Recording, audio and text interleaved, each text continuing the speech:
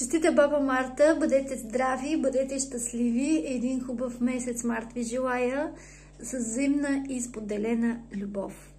Какво ще направите през март? Как ще изживеете март месец?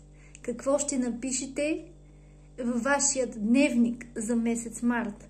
Какво ще преживеете? Когато се обърнете през месец април, за какво ще сте благодарни за месец март? По-добре е да приемем отговорност за собствените си действия и решения, отколкото търсим вина в хората и обстоятелствата до нас. По-добре е да кажем, да, това бяха мои решения и от тези решения аз търпя своите последствия. И в крайна сметка аз съм благодарен, защото научих това, това и това. Ако ние не можем да поемем отговорност и да видим какво хубаво сме преживяли, какво хубаво сме научили, ако ние не можем да благодарим на това, което сме изживяли, как ще вървим напред? Нито жените са виновни, нито мъжете са виновни. Ако вие говорите с мъже, ще видите колко много са наранени от бивши свои приятелки и бивши свои жени. Ако говорите с жени, ще видите колко те страдат от бивши свои съпрузи или бивши свои приятели.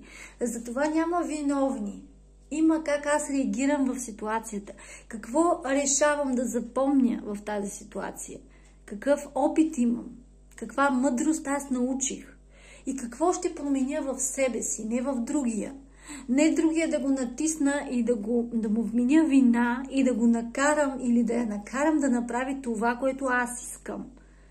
А къде ще намеря онзи баланс, който устройва мене, който устройва и другия? Какво поведение следващия път аз ще имам? Какво ще преживея и как искам да изживея живота си? Какво ще разказвам за март месец, който тепърва влиза?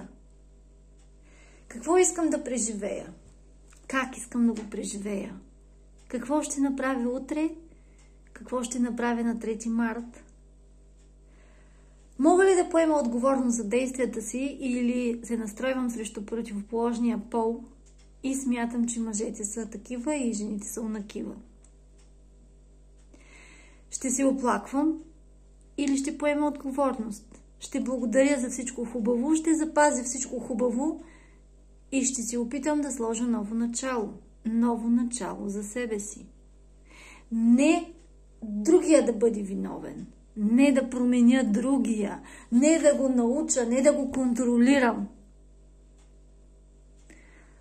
А да благодаря и да видя моето поведение как ще променя. А това е най-трудното. Най-трудното е да осъзнаеш какво правиш и какво можеш да промениш в себе си. Ако ти не можеш да поставиш себе си на преден план и те е страх, че другите няма да те харесат и няма да те одобрят и казваш винаги да, където искаш да кажеш не, ти не уважаваш себе си и хората няма да те уважават. Препоръчвам ви тази книга.